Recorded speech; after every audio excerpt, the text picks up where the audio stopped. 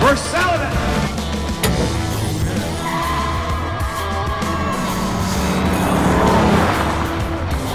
I'm Chris Meyer. Join me and the Legendary Customs team as we take ordinary rides and craft them into legendary customs.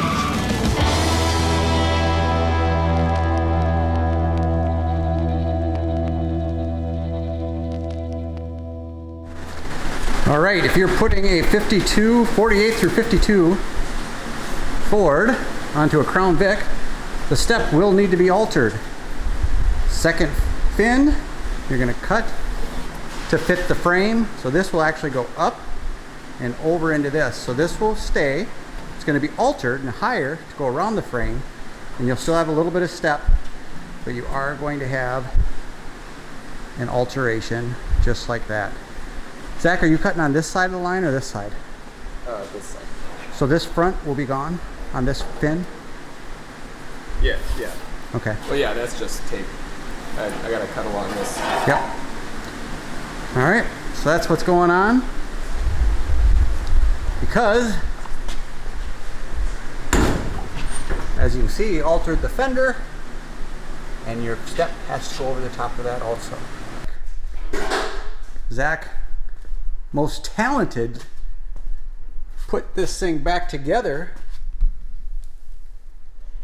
where, unless you're a die-hard Ford fan, you're not even going to know that it's altered.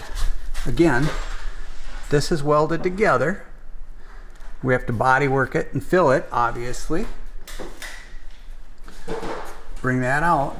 But all of that, the face is new. The sill is new. Where the door seals, that's all new. So we literally, out of the old one, used just that sliver and right up front. So if you're doing a Crown Vic swap on a 48 to 52 and you want it to look original, that is how you do it. People aren't even going to know until the hood is popped that that is not sitting on a stock Ford frame. Looking really good. Kind of getting worried about what we're going to find underneath this, because we have been finding a lot of Bondo.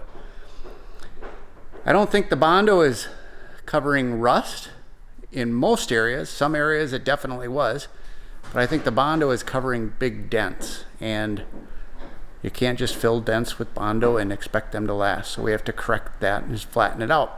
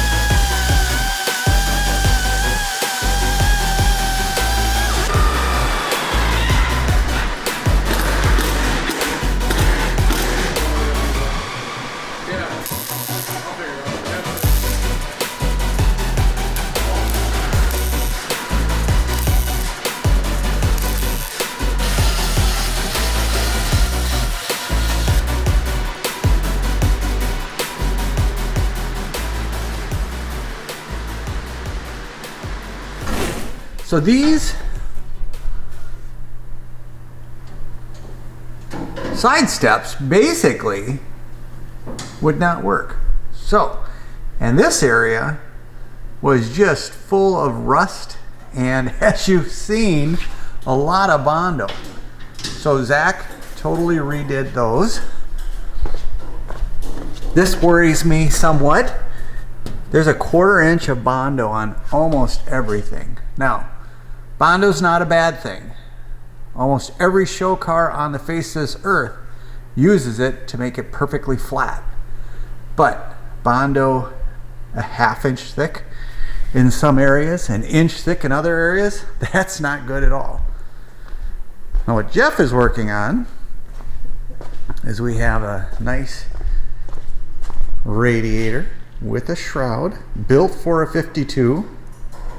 Does it fit perfect, Jeff? Fits perfect. With some modifications, of course. So it's crazy. Once we make it a bracket for it, sure. Yeah. It's crazy. Order something for this vehicle because it fits this vehicle, but just like always, you have to modify it to make it work.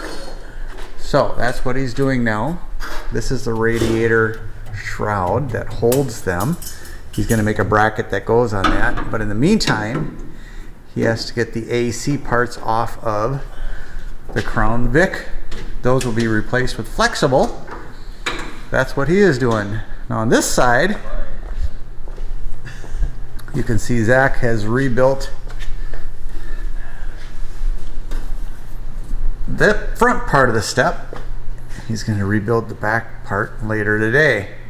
His refrigerator went out at home, so he is literally at home saving some food.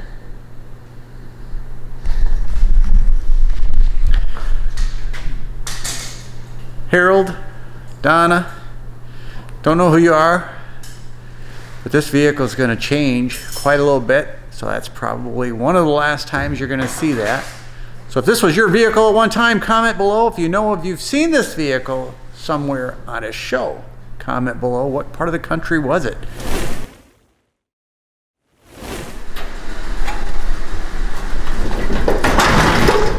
Here we go.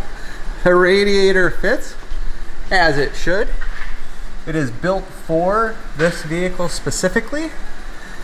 Now, it's supposed to bolt right in, but we did have to make brackets. It's fitting great. There is clearance between the V8 and the fan. Looking good.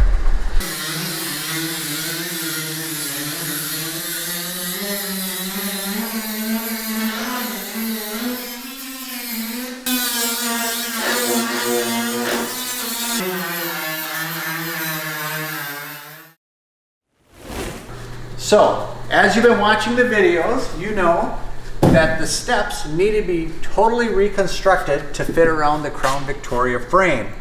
Well, Zack has done it in such a way that unless you are a die-hard Ford guy, you would not know that this is not factory.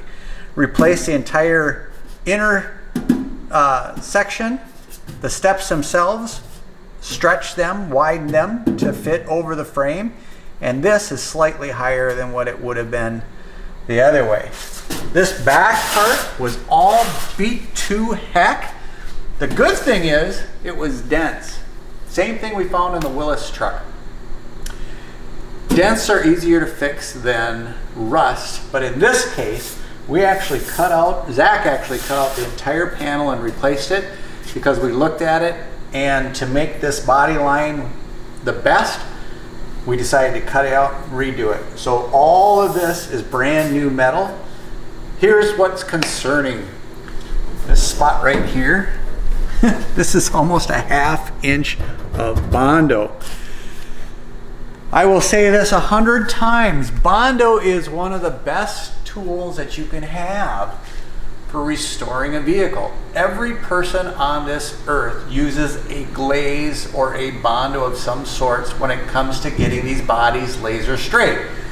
Anybody out there that says we use absolutely no Bondo is truly, truly, truly a craftsman, but that same vehicle, you are going to be spending $300,000, $400,000, $500,000.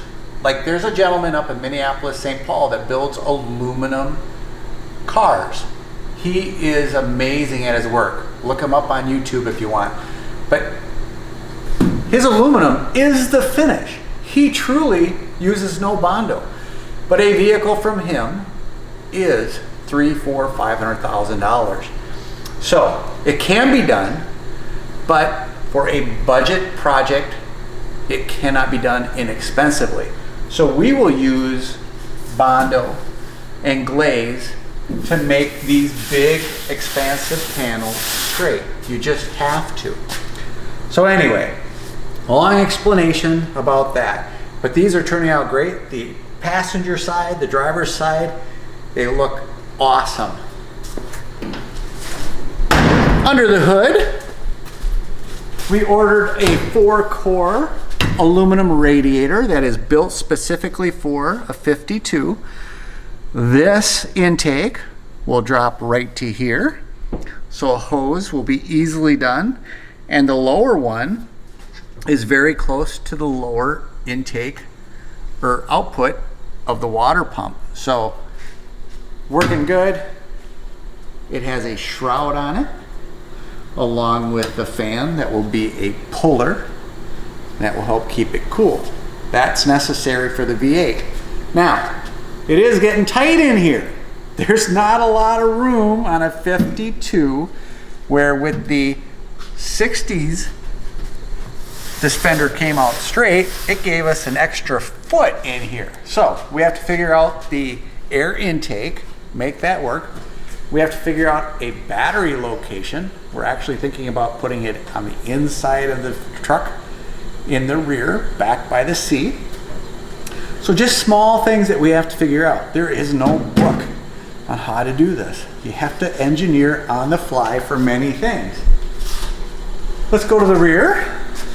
This is a gas tank for under the bed in a 1972 Chevy. Now, why the hell am I using a Chevy gas tank? Because they don't have one for this. Measured everything up. This is a side fill tank, so we will put the fill out the side of the truck. But that's why Zach welded up the hole. Welded up the hole, but it's sandwiched between a 1/4 inch of steel in the back, so it's protected, and it's hung by the design of the tank to put it all together. So it's really, really coming along. The step above, it's in place. This will actually be covered in plywood, just like it was from the factory. So this piece of plywood we can take out to service the fuel pump and the electronic sending unit. So it's coming along together great. The inside, we're gonna start next week, but the steps are 100% complete. The radiator is 100% complete. The fuel cell is in, we just have to pipe it to the outside. So the fill used to be on the front there. It's now gonna come to the back on the same side. So this is coming together really nicely. It's the first 52 Ford panel truck that we've had in the shop, and I'm excited about this project. A little worried.